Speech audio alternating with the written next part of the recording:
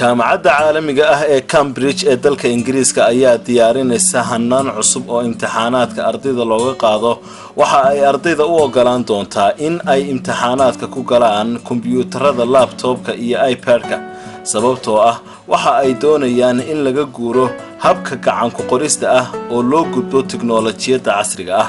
ardayda aadka ay ugu adag tahay in ay gacanta wax ku qoraan una baahan waqti dheeraad ah marka ay imtixaanaadka ku jiraan ayaa hore loogu ogolaan jiray in ay isticmaalaan kombiyuutarada laptopka balse arrintani waxa ay dhawaan noqon doontaa mid qof kasta loo ogol yahay jaamacaddu waxa ay dib u habeyn ku sameynaysaa istiraatiijiyadda uga taala waxbarashadeeda tiknoolajiyada ku salaysan taasoo loogu talagalay in hannaanka waxbarashada loo bedelo mid casri ah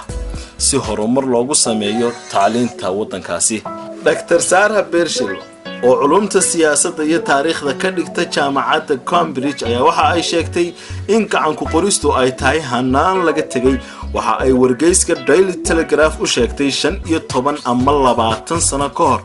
waxa ardayda qasab ku ahayd in gacanta saacado kooban maalin kasta wax lagu qoro balse hadda waxba kuma qoraan gacanta marka laga reebo waqtiga imtixaanka kulliyad ahaan waxaanu sanado badan hadanaynay hoos u dhac ku yimaada gacanta oo wax lagu qoro oo dib noqotay aad ayay ugu adag tahay ayay tiri ardayda iyo dadka imtixaanka qaada in farta qof qoray si fudud loo akhriyo ardayda jaamacadda Cambridge ayaa soo dhaweysay arrintan jaamacaddoodu qorsheynayso iyagoo sheegay hannaanka waxbarashadu kor u kici doonto oo ardaydu fursad u heli doonaan in ay si fudud ama si fiican dhinaca tiknoolajiyada ugu dhismaan qof kastaana helo darajada uu xaq u lahaa marka waqtiga imtixaanaadka ay gaadho